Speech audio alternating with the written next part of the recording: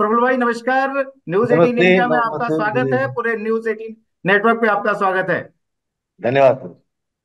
प्रफुल्ल भाई, प्रधानमंत्री जी ने तो लक्षद्वीप की जमकर ब्रांडिंग कर दी, जिसके पिछले 3 साल से आप एडमिनिस्ट्रेटर हैं। क्या पूरी जो फौज टूट पड़ेगी, अब पर्यटकों की कैसे संभाल पाएंगे? ब्रिजेश जी, इसकी हमें कोई ज्यादा चिंता नहीं है। हमारे पास जितना इंफ्रास्ट्रक्चर अवेलेबल है, सच बताए तो जो होना चाहिए इतना 70 मतलब कि 7 दशक तक नहीं हुआ है, वो पीड़ा का विषय है। लेकिन टूरिस्ट की जितनी भी आवश्यकता है, इसको पूरा करने के लिए हम पूरी ईमानदारी से, पूरी निष्ठा से, पूरी ताकत से लगे हुए हैं। और हमें जितनी आवश्यकता है उसको पूरा करने का प्रयास करेंगे। आपने एक बात सही बताया कि आदरणीय प्रधानमंत्री जी का इस बार जो दौरा हुआ, इसके कारण लक्षद्वीप का भाग्य बदल गया है। लक्षद्वीप के लोगों में भी बहुत ही उत्साह और उमंग भी है। उनको ये लगता है कि उनका भाग्योदय सचमुच में होने जा रहा है। क्योंकि ये सिर्फ एक दिन के मतलब कि प्रधानमंत्री जी के एक दौरे के कारण टूरिस्टों की तादाद में इतनी बढ़ोतरी होगी। अभी जिस प्रकार से इंक्वायरी आ रही है, जो लोग हमें पूछ रहे हैं, हमें लगता है कि मतलब प्रदेशवासियों के लिए ये बहुत ही आनंद का विषय बना है। और इसका मैं आपको सबूत भी देता हूँ। आदरणीय प्रधानमंत्री जी ने अपने दौरे के दौरान अगत्ती और कवरत्ती दोनों जगह पे जनसाधारण सभाएं की। तो जनसभा में आपको बताते हुए मुझे गर्व और खुशी महसूस हो रही है। लोग अलग अलग अलग बातें करते हैं, लेकिन वहां पे जो जितनी भी भीड़ थी, आप कल्पना कीजिए, कवरत्ती जैसा कैपिटल टाउन जिसकी आबादी 10,000 है, वहां पे 6,000 से अधिक लोग जनसभा में उपस्थित रहे। आदरणीय प्रधानमंत्री जी को स्टैंडिंग ओवेशन दिया, पुष्प की वर्षा की, और इतना चीयरिंग हुआ। मतलब वो बता रहे हैं कि उनको अब लग रहा है कि मोदी जी की विजिट के कारण वहां पे न सिर्फ टूरिज्म, इसके अलावा भी बहुत सारी चीजें जो बाकी है विकास के संदर्भ में, वहां जरूर उसमें बढ़ोतरी होगी, ऐसा प्रफुल्ल उनको भाई, लग रहा है। आपकी मालदीव ने कितनी मदद कर दी? जिस तरीके से वहां के कुछ मंत्रियों के गैर जिम्मेदाराना बयान आए, खासतौर पे प्रधानमंत्री के लक्षद्वीप दौरे के बाद, उन्होंने गंदगी को लेकर जो सो विभत्स किस्म की टिप्पणी की, एक तरह से चोट की। उससे जो भारत में जो एक जनमानस है, जिसमें कि काफी गुस्सा है, जो कि हमेशा मालदीव जाते रहा है, क्या वह गुस्सा भी जो है लक्षद्वीप के काम आएगा यहाँ के टूरिज्म को और बढ़ाने में? उनके गुस्से के कारण हमें फायदा होगा ऐसा नहीं कह रहा हूं। हमें फायदा होगा हमारे प्रधानमंत्री जी के दौरे के कारण। ये बिल्कुल क्लियर कट है। ये क्लियर नहीं, कट मैं है, तो भारतीयों इसमें के कोई। गुस्से की बात कर रहा हूँ, जो कि जिस तरीके से मालदीव का रिएक्शन आया, कुछ नेताओं का हाँ, इरेस्पॉन्सिबल ये बयान आया, उसकी देखो वजह की बात कर रहा हूँ। ब्रजेश जी, मालदीव के जो जिम्मेवार लोग हैं, इस जिस भाषा का वो प्रयोग किया है, अशोभनीय भाषा का प्रयोग किया है, वो उनको तो शोभा बिल्कुल नहीं देता है। उन्होंने अपने संस्कार के अनुरूप बात कही है, लेकिन साथ ही साथ देशवासी आदरणीय प्रधानमंत्री की जी के साथ कंधे से कंधा मिलाकर खड़े रहे, क्योंकि इस देश के स्वाभिमान का प्रश्न। देश के स्वाभिमान के साथ अगर कोई खिलवाड़ करता है, तो देश की जनता उसको कतई बर्दाश्त नहीं करेंगी। और इसका प्रत्यक्ष या परोक्ष रूप से लक्षद्वीप को लाभ मिलता है, तो उसमें कोई गलत बात नहीं है। और आदरणीय प्रधानमंत्री जी ने तो स्वदेशी चीजों का इस्तेमाल करने के लिए मेक इन इंडिया की बात हो, वोकल फॉर लोकल की बात हो, हमारे स्थानीय टूरिस्ट डेस्टिनेशन है, चाहे वो डेस्टिनेशन वेडिंग की बात हो, क्यों ना आप देश में ही उसका हमें भरपूर उपयोग करना चाहिए। वो उनका पहले से ही मत बना रहा है। तो ये दौरे के बाद उन्होंने बताई हुई सारी चीजें जो है, उसको जरूर बल भी मिला है। प्रफुल्ल भाई, ये बताएं कि जिस तरीके से तमाम जो इंडियन सेलिब्रिटीज हैं वह लक्षद्वीप की बैटिंग कर रहे हैं, पिक्चर पोस्ट की जा रही है। प्रधानमंत्री का जो दौरा हुआ, उनके दौरे के तहत जो उन्होंने बंगारम के वीडियो और पिक्चर्स जो पोस्ट की, उसके बाद से भारत में के अलग अलग हिस्सों के जो टूरिस्ट हैं वह लक्षद्वीप की तरफ दौड़ेंगे। लेकिन जो कुछ चैलेंजेस भी हैं, जैसे कि मान लीजिए अगर किसी को हवाई जहाज से दिल्ली से पहुंचना हो अगत्ती, जो कि एकमात्र एयरपोर्ट है, तो फिर क्या ऐसे लोगों को लक्षद्वीप कैटर कर पाने की अभी कंडीशन में है, या समय लगेगा? जितनी भी कमियां हैं उसको पूरी करने के लिए हम पूरी कोशिश कर रहे हैं। मोबिलाइजेशन का सवाल हो, ट्रांसपोर्टेशन का सवाल हो, कनेक्टिविटी का कोई प्रश्न हो, एकोमोडेशन की कोई समस्या हो, ये सारी चीजों में किस प्रकार से आगे हम बढ़ सकते हैं उस दिशा में हम कोशिश कर रहे हैं। जहाँ तक एयरपोर्ट का सवाल है, तो इस इतने छोटे आइलैंड पे आदरणीय प्रधानमंत्री जी के सीधे मार्गदर्शन में उन्होंने हमें मार्गदर्शन किया, उनका डायरेक्शन भी दिया। उनके इस हिसाब से हमने एक नया एयरपोर्ट बनाने के लिए प्रपोजल जो भेजा है, मुझे लगता है कि कुछ ही दिनों में वो प्रपोजल सैंक्शन भी हो जाएगा और वहां आने वाले दिनों में काम भी होगा। इतना बड़ा काम करना है तो थोड़ा समय तो जरूर लगेगा, क्योंकि 7 दशक से जो नहीं हुआ है उसकी आपूर्ति हमें बहुत ही थोड़े समय में करना है। तो थोड़ी समस्या जरूर होगी, लेकिन हम उसको पूरा करेंगे ही करेंगे। प्रॉब्लम भाई क्या ये भी है कि जो लक्षद्वीप में जो कुल 32 आइलैंड है, जिसमें कि सिर्फ 10 पर आबादी है, 22 ऐसे हैं जिस पर कि कोई आबादी नहीं रहती, वहां पर कुछ बड़े रिसोर्ट बनाने की तैयारी चल रही है क्या आपके प्रशासन द्वारा? 3 साल बिल्कुल ये आपके आप, पास हो गया चार्ज लिए हुए वहां का। जी बिल्कुल, आप बिल्कुल सही आपने पूछा है। कड़मत हो या सुहेली हो, कड़मत इनहेबिटेड आइलैंड है जहाँ आबादी है, सुहेली है वो अनइनहेबिटेड आइलैंड है। ये वहां पे ताज ग्रुप वहां पे दोनों जगह पे रिसोर्ट बना रहा है, वाटर विला भी बना रहा है। बंगारम आइलैंड है वो अनइनहेबिटेड आइलैंड है, वहां पर भी टेंट सिटी का भी प्लानिंग हो चुका है। ठीक इसी प्रकार से थीनाकरा करके एक अनइनहेबिटेड आइलैंड है, वहां पे भी 200 टेंट सिटी का एक प्लानिंग हो चुका है और पाइपलाइन में है। अगत्ती में भी टेंट सिटी का प्लानिंग हो चुका है। कैपिटल कवरत्ती में भी टेंट सिटी का आयोजन हो गया है। मुझे लगता है बहुत ही जल्द, क्योंकि जो सुविधा उपलब्ध करानी है एकोमोडेशन के लिए, उसमें हमें सफलता जरूर मिलेगी। जो लोग मालदीव्स जाते हैं दुनिया के तमाम हिस्सों से, वहां पर एक बड़ा आकर्षण ये होता है कि बड़े बड़े 5 स्टार 7 स्टार टाइप के रिसोर्ट्स हैं। क्या हम अगले कुछ वर्षों में लक्षद्वीप में भी इस तरह के रिसोर्ट देख पाएंगे, ताकि मालदीव जाने की किसी को जरूरत ही ना पड़े, पूरी दुनिया का टूरिस्ट जो है वह लक्षद्वीप में आए? बिल्कुल सही है। आदरणीय प्रधानमंत्री जी ने हमें डायरेक्शन दे दिया है कि यहाँ टूरिज्म पॉलिसी जो है इसमें जो भी बदलाव करना है, इसमें किस प्रकार से हम कर सकते हैं वहाँ में टूरिज्म को बढ़ावा मिले, जल्द ही जल्द मिले, और हाई एंड और साधारण आदमी को भी उसका लाभ मिले। दोनों प्रकार से टूरिज्म कैसे डेवलप कर सकते हैं उसका हमें डायरेक्शन मिला है और इस दिशा में हम काम कर रहे हैं। प्रफुल्ल भाई, आपसे ये भी जानना चाहता हूँ कि अभी तक जो भी टूरिस्ट जो कि लक्षद्वीप जाते हैं, जाने के पहले उनको परमिट लेना होता है स्थानीय प्रशासन से, और वो एक कहीं ना कहीं एक समस्या रहती है, थोड़ा उनको कम्बरसम लगता है। क्या ये परमिट सिस्टम को भी एबॉलिश करने की आप सोच रहे हैं कि लोग फ्रीली जा सकें? ब्रिजेश जी, मुझे लगता है कि हम मेन लैंड से समुद्र के बीच छोटे छोटे आइलैंडों में, ग्रुप ऑफ आइलैंड में हम 400 किलोमीटर की दूरी पे है। सामरिक दृष्टि से वो ये बहुत ही महत्वपूर्ण भी है। तो थोड़ा चेक रखना भी, मतलब कि कौन आता है कौन जाता है, वो जो व्यवस्थाएं हैं, उस व्यवस्था अगर चालू रहती है तो अच्छी बात है, इसमें कोई बुरा नहीं है। और जो पहले मैनुअल प्रोसेस था वो सारा हमने ऑनलाइन कर दिया है। अब किसी को ऑनलाइन परमिट लेने में कोई दिक्कत नहीं है, आसानी से परमिट मिल जाती है। मैं प्रफुल्ल भाई आपसे ये पूछ रहा हूं कि प्रधानमंत्री नरेंद्र मोदी ने नारा दिया था 2019 में, जब वो दूसरी बार प्रधानमंत्री बने थे, सबका साथ सबका विश्वास सबका विकास। लक्षद्वीप न सिर्फ भारत का सबसे छोटा केंद्र शासित प्रदेश है, बल्कि यहाँ की 99% पॉपुलेशन जो है मुस्लिम पॉपुलेशन है। जो प्रधानमंत्री मोदी का जो शासन है, चूंकि लक्षद्वीप केंद्र शासित प्रदेश भी है, वहां के लोगों में यह भरोसा, खासतौर पे जो विकास के कार्य वहां किए गए हैं पिछले कुछ वर्षों में, यह भरोसा कितना जगह है कि सबका विश्वास और सबका विकास करने को प्रधानमंत्री मोदी की सरकार आतुर है? आपने सही बताया कि 96 प्लस जो पॉपुलेशन है वो ट्राइबल है। जहां तक धर्म का सवाल है तो वो मुस्लिम समाज से है। छोड़ दीजिए मुस्लिम हो या माइनॉरिटी हो मेजोरिटी हो, उसमें हम जाना नहीं चाहते।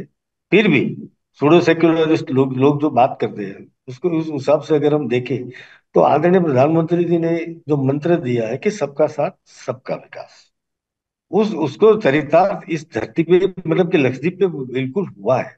वो आपको देखने को मिलेगा।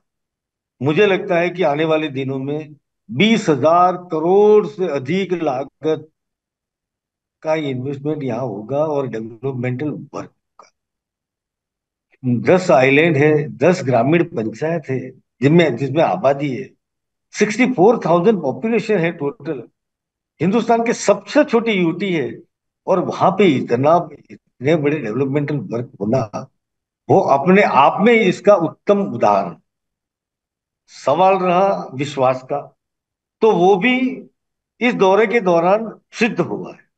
आदरणीय प्रधानमंत्री जी जब जनसभा में निकलते हैं, दोनों तरफ से स्टैंडिंग ओवेशन मिलता है, फूल पुष्प वर्षा होती है, तो विश्वास से, उत्तम विश्वास से, उससे इससे अच्छा विश्वास का क्या उदाहरण हो सकता है?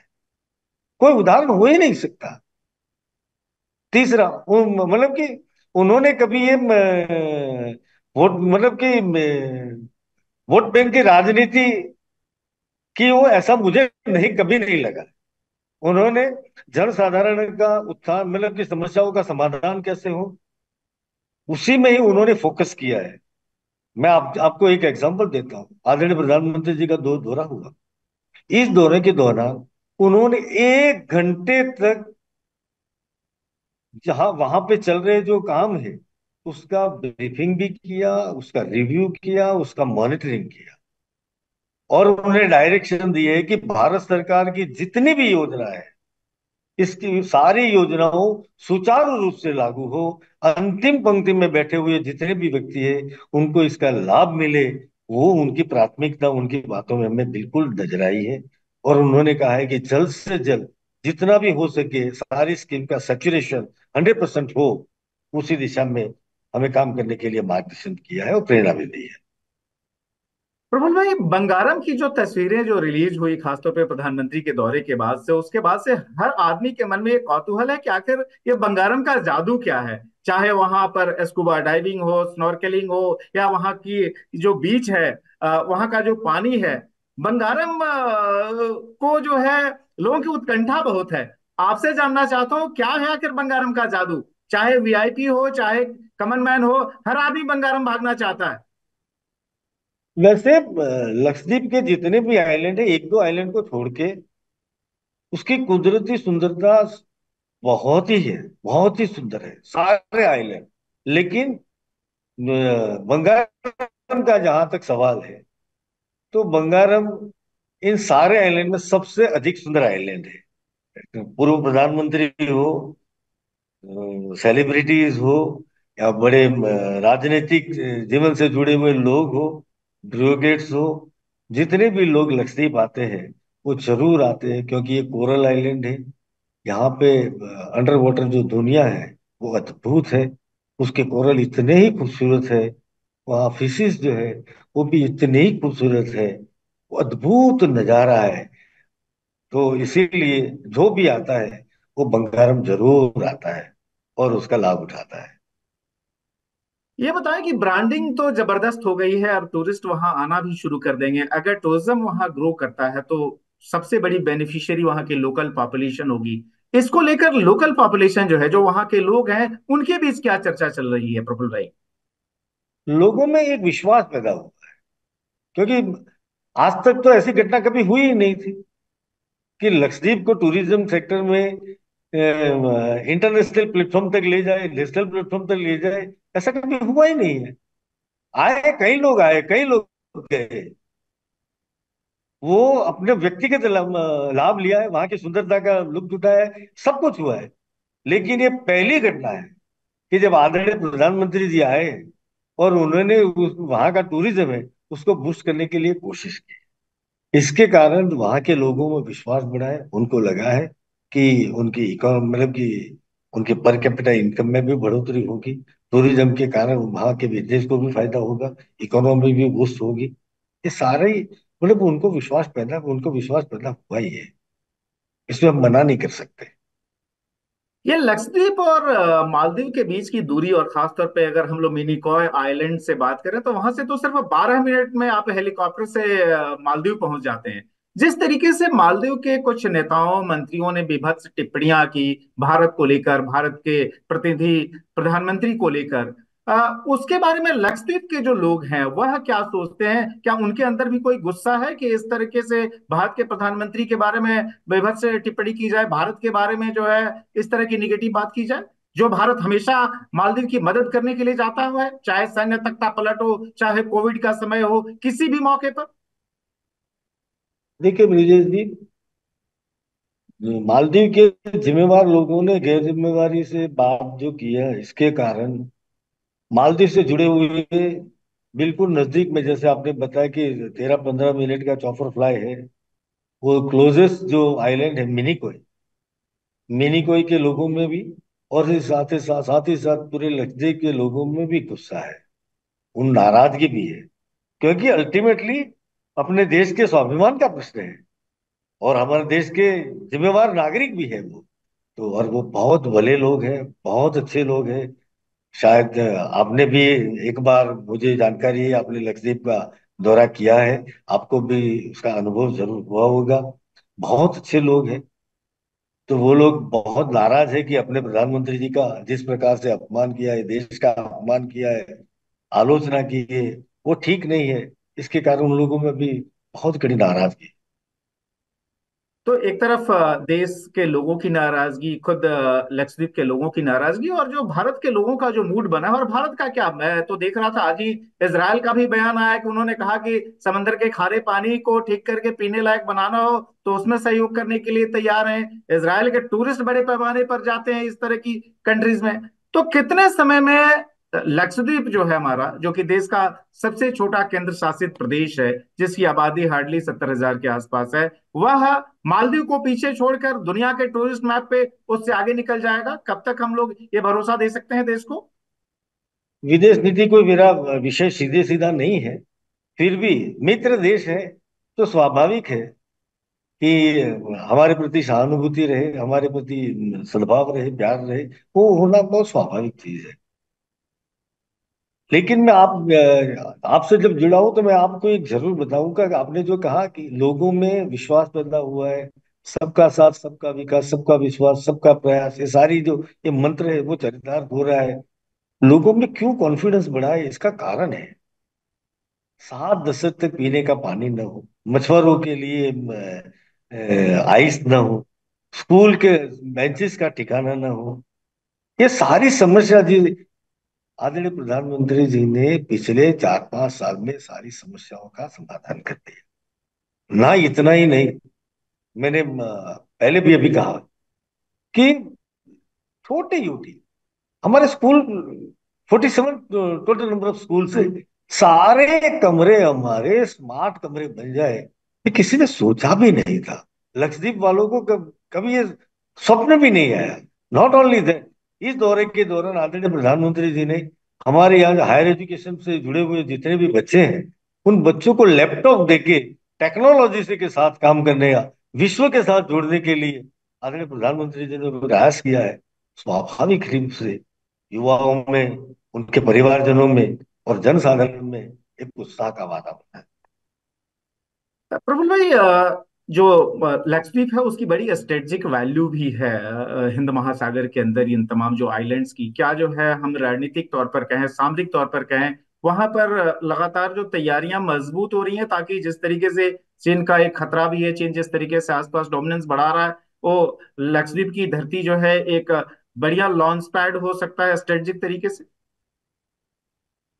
स्ट्रेटेजिकल इंपॉर्टेंस के हिसाब से तो भारत सरकार और डिफेंस मंत्रालय सोचता होगा जरूर, लेकिन इसका महत्व ज्यादा है, वो मैं जरूर आपसे सहमत हूँ। International sea route channel number 9, south east Asia से यूरोप जाने का जो रास्ता है, वो वहीं से पास होता है। देश का और विश्व का, मेरे मुझे जो जानकारी है, 60% से अधिक कार्गो वो इंटरनेशनल रूट चैनल नंबर 9 से ही पास होता है, और वो लक्षद्वीप से ही पास होता है। इसीलिए उसका बहुत ही इम्पोर्टेंट है। इस बिल्कुल सहमत हूँ। धन्यवाद प्रफुल्ल भाई, न्यूज 18 नेटवर्क से अपनी बात रखने के लिए। लक्षद्वीप के विकास को लेकर जो प्रधानमंत्री मोदी का जो एजेंडा है, जो उनकी योजना है, और खुद आपकी अगुवाई में लक्षद्वीप प्रशासन जिस तरीके से काम कर रहा है, धन्यवाद एक बार फिर से। धन्यवाद ब्रिजेश जी। मैं आपके चैनल के माध्यम से सभी देशवासियों को भी यहाँ लक्षद्वीप आने का निमंत्रण दे रहा हूँ। साथ ही साथ देशवासियों ने आदरणीय प्रधानमंत्री जी के साथ कंधे से कंधा मिला के और देश के स्वाभिमान और सम्मान के लिए अपना जो गुस्सा जताया है। और जितने भी सेलिब्रिटीज है, चाहे वो बॉलीवुड से जुड़ी हुई हो, या स्पोर्ट्स से जुड़ी हो, या अन्य क्षेत्र से जुड़ी हुई हो, या इंडस्ट्रियलिस्ट हो, इन सभी लोगों ने लक्षद्वीप के प्रति प्यार जताया है, देश के प्रति प्यार जताया है, आदरणीय प्रधानमंत्री जी के प्रति प्यार जताया है। तो उन सभी का मैं हृदय से अभिनंदन करता हूँ, उनका धन्यवाद करता हूँ और आभार प्रकट करता हूँ। धन्यवाद। धन्यवाद।